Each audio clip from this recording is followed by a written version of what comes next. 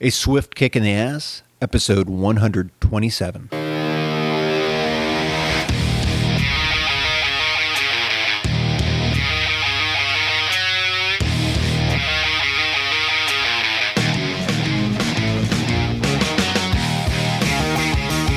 Life is challenging and difficult.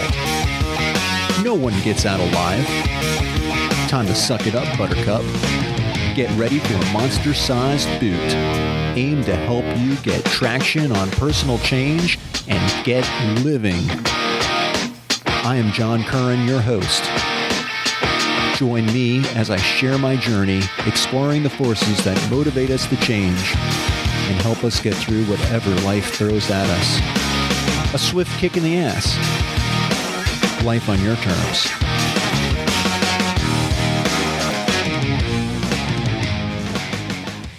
Welcome to another episode of A Swift Kick in the Ass. This is your host, John Curran, and today's episode, Facing Your Fears Through the Eyes of Change.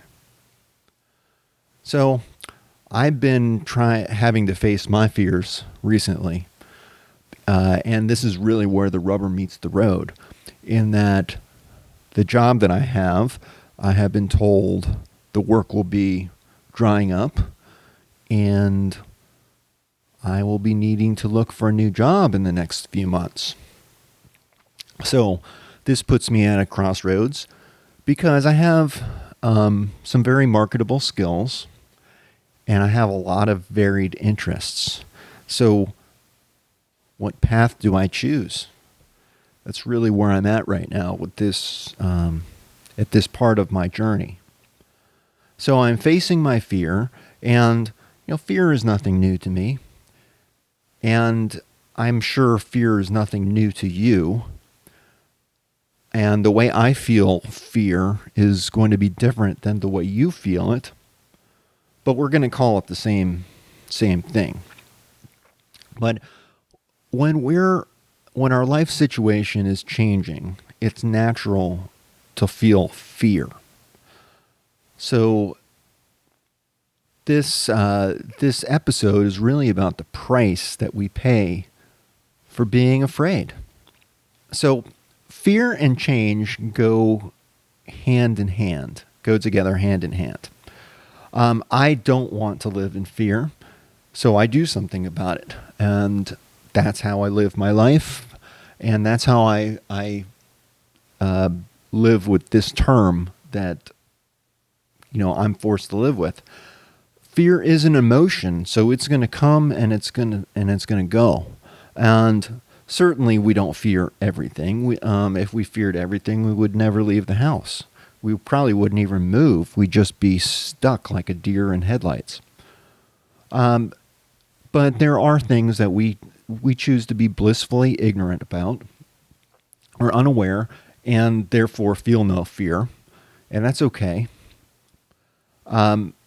But this world can also, make us very afraid. And I think a lot of us are at that point right now to where we're afraid of a lot of the things that are going on. A lot of what I see out there is concerning. It's scary. And it just puts a knot in my stomach. That's how I feel a lot of my fear is down in my intestines and in my stomach. The world can be very scary, especially when these situations that are changing impact us directly or that we see them as impacting us directly. But we can perceive fear in a positive way, and we actually seek it out. Such as the adrenaline rush that people get from jumping out of a plane. Now, I have not jumped out of a perfectly good plane, and I'm not even sure if I could, honestly. I don't really like heights, but I might be up to that. People kind of seek out that adrenaline rush. People seek out the adrenaline rush of haunted houses, of different thrill rides. I love roller coasters and such. It's a lot of fun to face those fears and then do something about it, and act on it and feel it. And it's, it's exhilarating. But fear can also freeze us right in place. And what I'm feeling right now and what I'm seeing in my own life is that it has a tendency to put blinders on us. It kind of closes us off to a lot of other things that are going on in the world, and it makes us focused on this micro issue, and we can easily lose sight of the big picture. So some of the things that I like to do is I just, when I'm starting to feel that way, I like to look up, go outside and look up at the sky. And it makes me realize, hey, I'm just this little blip on the face of the earth. Life is going to keep going on whether I'm here or not. And why am I not having fun with this? How can I turn what I'm feeling into something positive?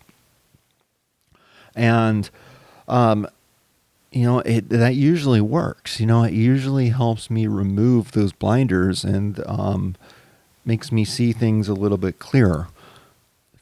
Fear can cloud our vision. It can make us focus on the negative and forget about the positive.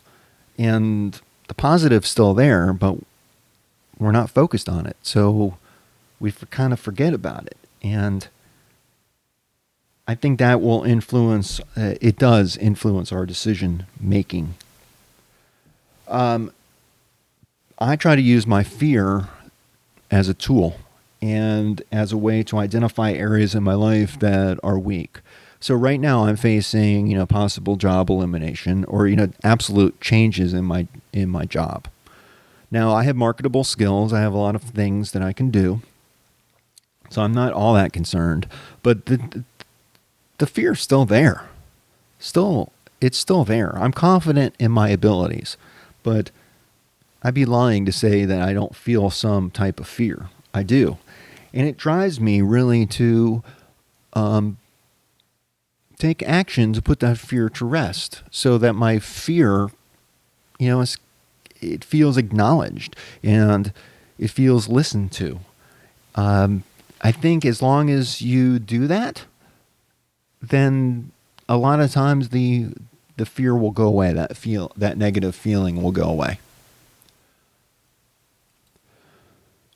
Remember, fear is an emotion. It will pass. Emotions come and go. You're not always going to feel this way. It will pass. But what can you learn from it? And how can you use this as a tool? And how can you kind of refocus this energy in a more positive way? Emotions can be powerful motivators and can it can frequently, I think, drive us to make a knee-jerk reaction. So they're really not thinking about we just want this to end. So we're doing whatever we can to end it. It can cloud our vision. So I have to ask you, to ask yourself, how is whatever you're feeling serving you? How is this fear, how is it helping you? And if you can answer that, I think it will help you live with that fear. Now, as you all know, I'm a big fan of Dr. Susan Jeffers, who wrote the book Feel the Fear and Do It Anyway.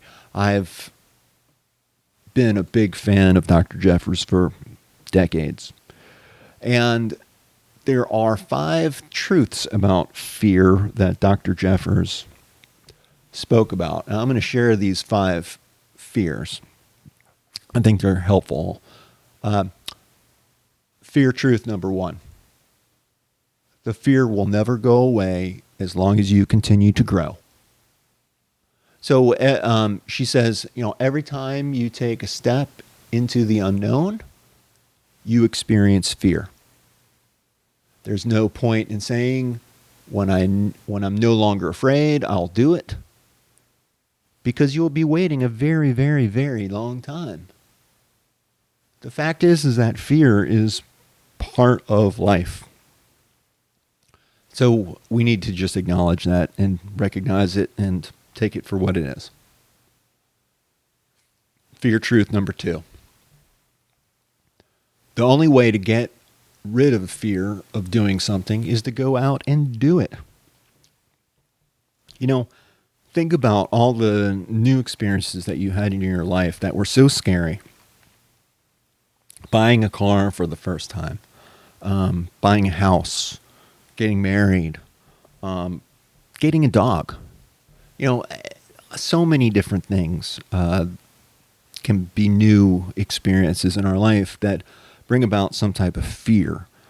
Just because we're not aware, we don't know any better. We're not comfortable with it. But as you experience it, that fear will go away. You'll feel more comfortable. Fear truth number 4. Oh, wait, no. I'm sorry. Fear truth number 3.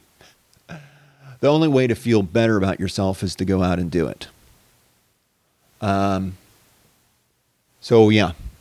With each little step you take into unknown territory, a pattern of strength develops. And you start feeling stronger and stronger and stronger. And that's absolutely true. Again, I think these feelings of strength, just like the feelings of weakness, they come and they go. They're feelings. They pass. But the longer you, and the more you develop them, and the more you develop your strengths, the stronger they will be. And the more you'll better be able to put fear in its place, in its rightful place. It certainly is a tool that should be in our toolbox. It helps keep us alive. It's important to know fear, but not let it rule your life. Okay, truth number 4. Not only are you afraid when facing the unknown, but so is everybody else. And this should be a relief. You're not alone in this. You're not the only one out there feeling fear. Everyone feels fear when they step into the unknown. And if you think that that's not true, well, you're wrong. Yes, all people who have succeeded have felt the fear. They've done it anyway, and you can too. So, the last fear truth from Dr. Jeffers.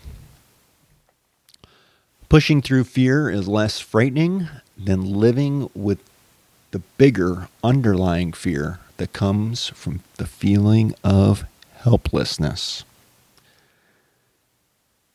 Feeling helpless is not a good feeling. I do not like feeling helpless. I'm sure you don't either. Let's do something about it. Just starting to head down that path to address your fear will often help that fear subside, because it's, again, being listened to and you're doing something about it. So you'll feel better about it. This is one truth that Dr. Jeffers said that people have difficulty understanding, that when you push through the fear, you will feel such a sense of relief as your feeling of helplessness subsides. The more you follow that path, the more you face the fear, the less helpless you'll feel. And that is very true. You'll wonder why you didn't take the action sooner. And you'll be kicking yourself because you didn't. But again, you just learn from that, and you say, okay, don't kick yourself. Put that energy in some other place. She says, you'll become more and more aware that you can truly handle anything that life hands you. And I fully, wholeheartedly believe that. The more you face your fear, the more you do things about it, the better off you're going to be. The stronger you are going to be, the less chaotic your life is going to be, because you're going to be able to develop that patina that I keep talking about. that that protective coating over the shell of your life that is going to help you keep strong and keep living on your terms and keep managing your terms the best that you possibly can and getting the most that you possibly can out of life. So I hope these 5 truths by Dr. Jeffers were helpful. I would really, really appreciate if you would like the episodes that you like, and let me know what you like and what you don't like. I want to hear about it. But please share this site or this podcast if you think it would be helpful to someone. And this is John Curran, your host. This is your podcast, A Swift Kick in the Ass. And until the next time, peace.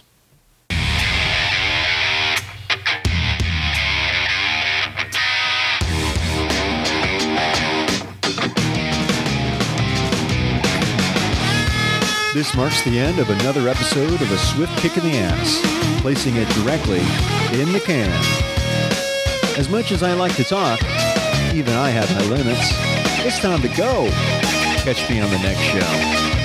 For better or worse, whether you like us or not, please leave comments wherever you get your podcasts.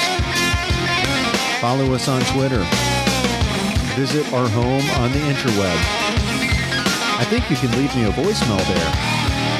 You can also email me at john@aswiftkickintheass.com. It's been my extreme pleasure. I hope you got a lot out of it. I hope you got your ass moving. Until then, until the next time, I'm out of here. Peace.